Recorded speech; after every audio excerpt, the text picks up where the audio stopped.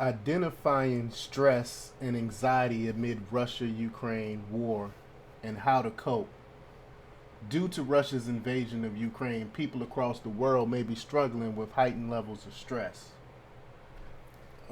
As y'all know, I'm a therapist, so I deal with people suffering from stress and anxiety and depression and all types of things all the time.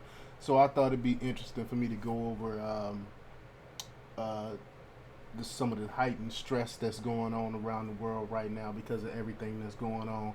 I think I can offer a little bit of insight. But before we get started, go ahead and hit that like button, share this out so we can get this information out there. Also, hit that like button. Though I'm sorry, I think I already said that. And also check out the link in the description for my link tree where I got links to my Patreon where I talk about things I can't talk about here, and I got a link to my merch store where we make everything in house, and everything you purchase it goes to help support this organization here. Um, Also, I want to talk about if you can if you're struggling with stress and you might need some coping skills or need to help learn how to maneuver through this stressful time, contact me and I can set up a consultation, a mental health coaching. I do offer coaching. Um, and if you're in the Virginia area, I do offer therapy, or anywhere else I offer mental health coaching. But all right, let's talk about this news. Let's get into this news. All right. Over the past several days, the situation in the Ukraine has escalated into war. While it's unclear how this conflict will transpire or how long it will continue, people may feel stressed amid the unknown. You know, people are always stressed about the unknown, and I have to give it up to Fox News on this one because they the one that put out this report, and I think in stressful times we are now, this is something that needs to be talked about. The mental health aspect of war is not really talked about. But according to California-based health psychologist Dr. Laurel Mellon, it's important to recognize there are different types of stress. You got high stress, you got low stress, both of which you should handle in particular ways. For example, mindfulness and cognitive thinking can help people to cope in low stress situations. And I teach people this all the time. But it won't be effective in high stress situations. In these scenarios, the fight or flight response can kick in, and people stop thinking clearly, and their emotions can turn toxic. The fight or flight response causes the thinking brain to go offline, and emotions to become toxic. And cognitive control fails to switch off the stress response. It's off. It causes physical stuff.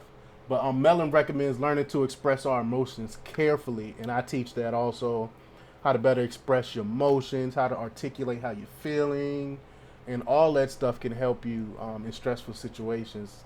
Especially talking about it, it can be very cathartic.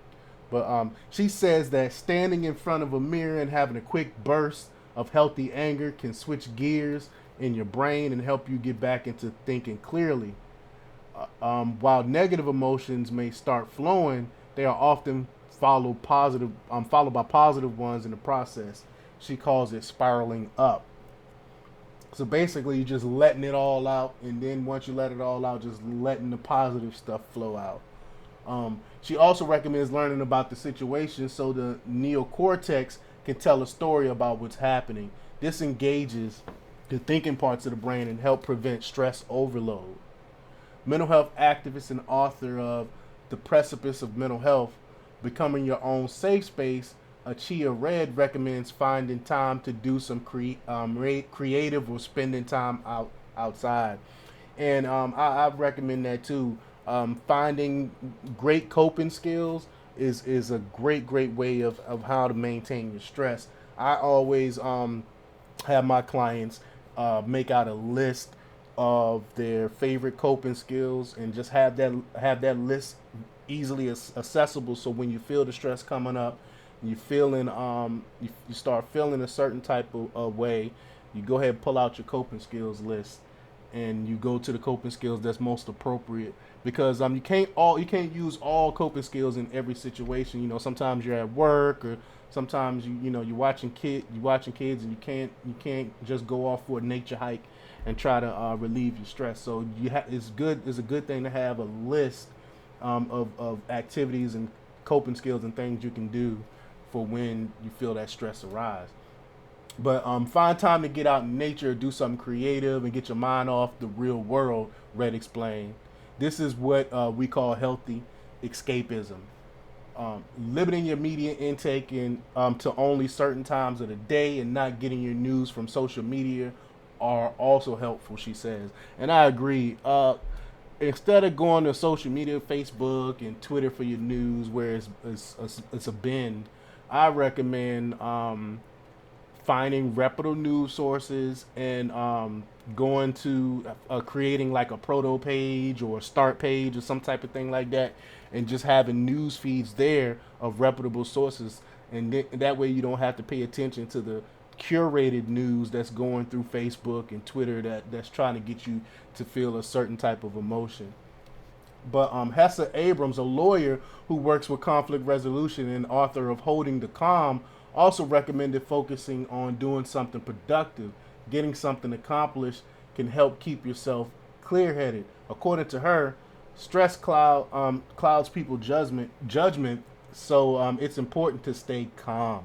And it and it's easier said than done. I know, to just tell someone to stay calm, but it is certain things that you can learn to help you stay calm. Is something that's called stop. I teach that, and it sounds like it's simple. Don't just stop being angry or just stop being stressed, but it's a little bit more than that. I teach a whole bunch of different coping skills to help with stressed individuals. But as stressed out citizens, there is nothing we can do, Abrams explained. As clear thinking, healthy, involved citizens, we can raise our voice and express our opinions calmly and productively. But let me know what you think about all this. Do you find yourself being stressed about possible World War III going on, or all the other stuff that's going on around the world? Do you find yourself super duper stressed and having a hard time dealing with it?